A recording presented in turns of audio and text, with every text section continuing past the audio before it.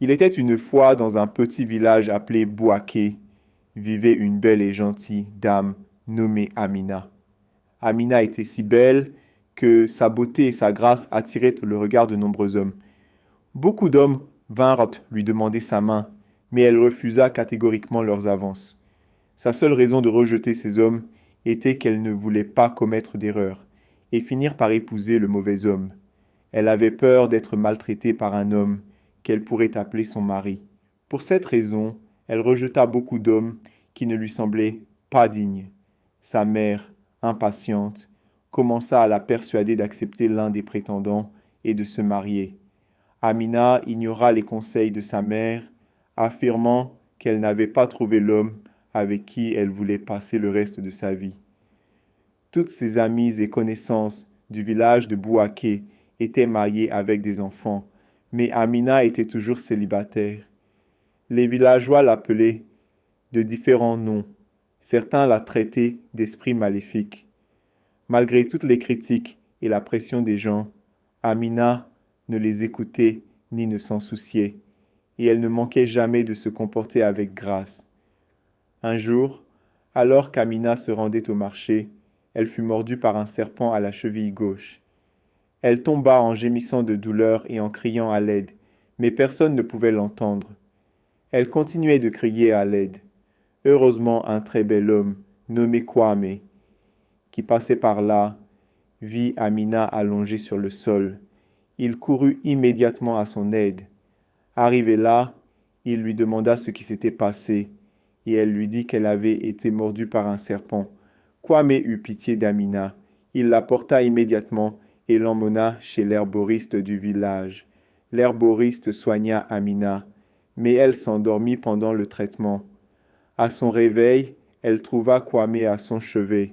Après avoir retrouvé ses forces, elle remercia Kwame de lui avoir sauvé la vie et tomba immédiatement amoureuse de lui. Kwame tomba également amoureux d'elle. Ce fut un coup de foudre. Kwame aimait tellement Amina qu'il décida de l'épouser et de faire d'elle sa femme. Il demanda la main d'Amina en mariage et elle n'hésita pas à accepter sa proposition. Après leurs noces réussies, Amina était très heureuse d'être mariée à Kwame. Elle emménagea chez lui et ils commencèrent à vivre comme mari et femme. Ils vivaient paisiblement jusqu'au jour où la mère de Kwame, Adjo, leur rendit visite sans y être invitée. La mère de Kwame était connue pour son comportement problématique et arrogant, et tout le monde faisait de son mieux pour éviter ses ennuis, car elle était connue pour ses pouvoirs et son amour pour la magie noire. Elle possédait d'étranges pouvoirs magiques qu'elle avait reçus directement de la déesse de la rivière du village de Bouaké, ce qui effrayait encore plus les gens. Lorsqu'Amina vit sa belle-mère, elle l'accueillit chaleureusement et lui servit de la nourriture. Sa belle-mère mangea, faisant semblant d'être une bonne femme. Après avoir mangé, lorsque son fils Kwame rentra à la maison, elle commença à se plaindre d'Amina à Kwame, disant que la nourriture qu'elle lui avait donnée était insipide et sans viande, et qu'Amina avait ajouté de l'eau dans sa nourriture. Cependant, Kwame, connaissant bien sa mère, ne prit pas la plainte au sérieux. Adjo commença progressivement à rendre la maison conjugale d'Amina insupportable. Elle se plaignait constamment de la moindre erreur, trouvant toujours des défauts chez Amina et rendant sa vie difficile.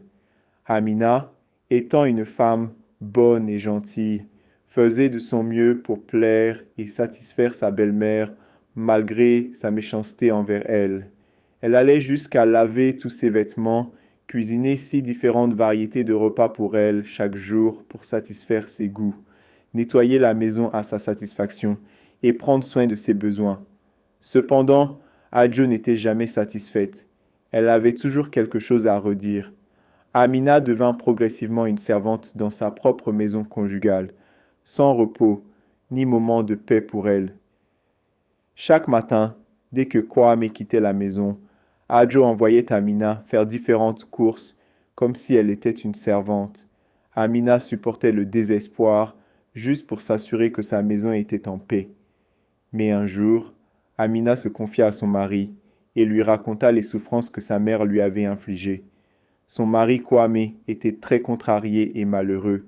Il tenta de parler à sa mère des contraintes qu'elle imposait à sa femme. Il dit à sa mère de laisser Amina tranquille et d'arrêter de la traiter comme une servante.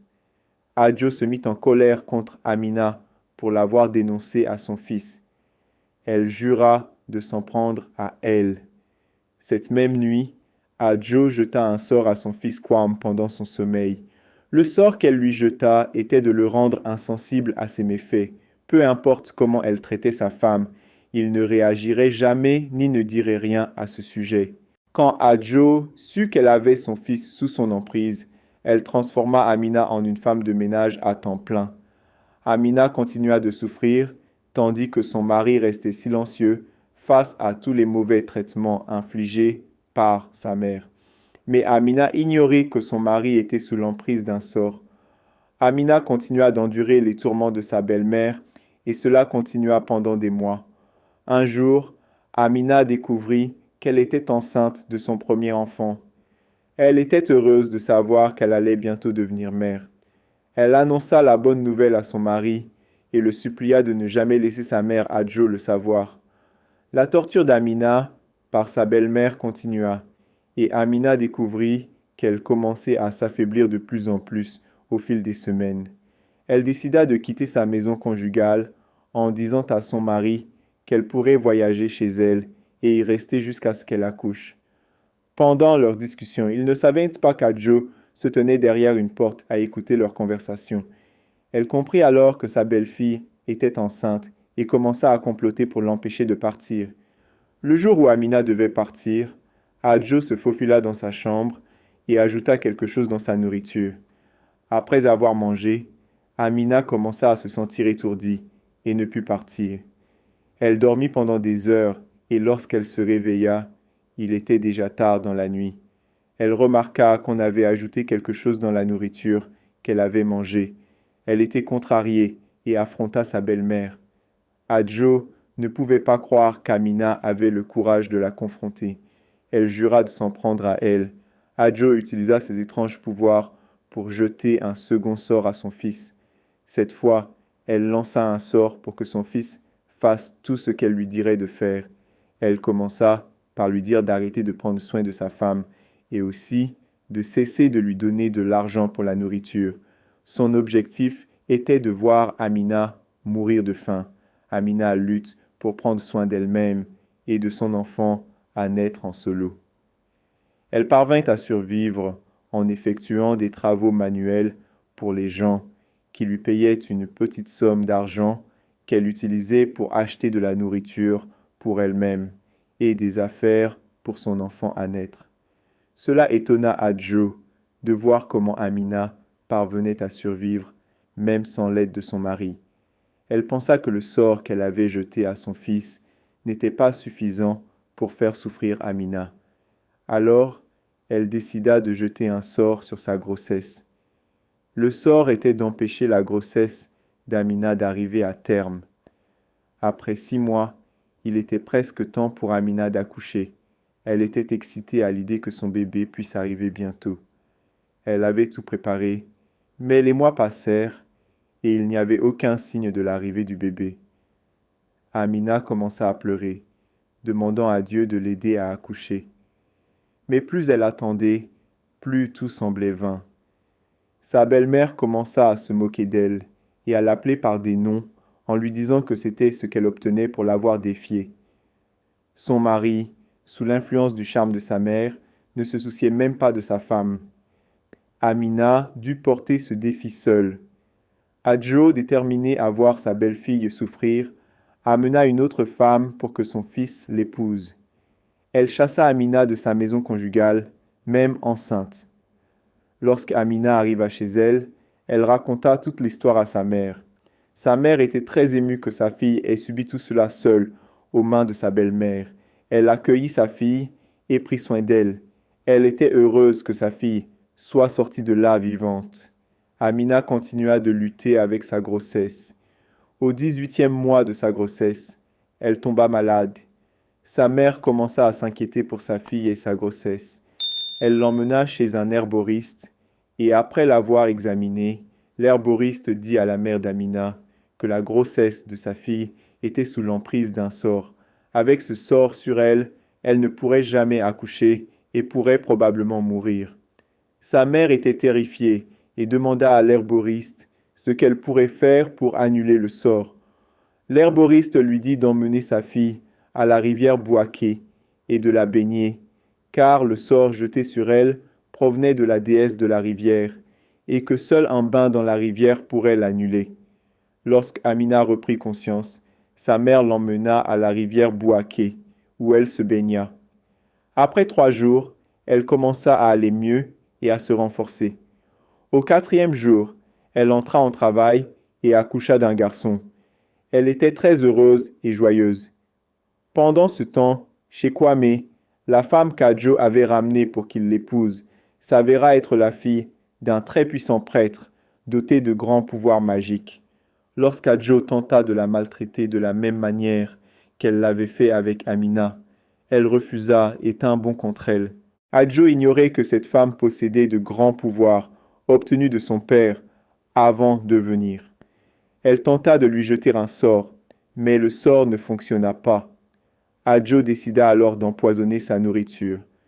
Une nuit, alors qu'elle dormait, Adjo se faufila dans sa cuisine pour ajouter du poison à son pot de soupe. Mais la femme ne dormait pas vraiment. Elle faisait semblant. Elle vit Adjo ajouter le poison dans sa nourriture. Après qu'Adjo soit parti, elle prit le pot de soupe empoisonné et l'échangea avec celui d'Adjo.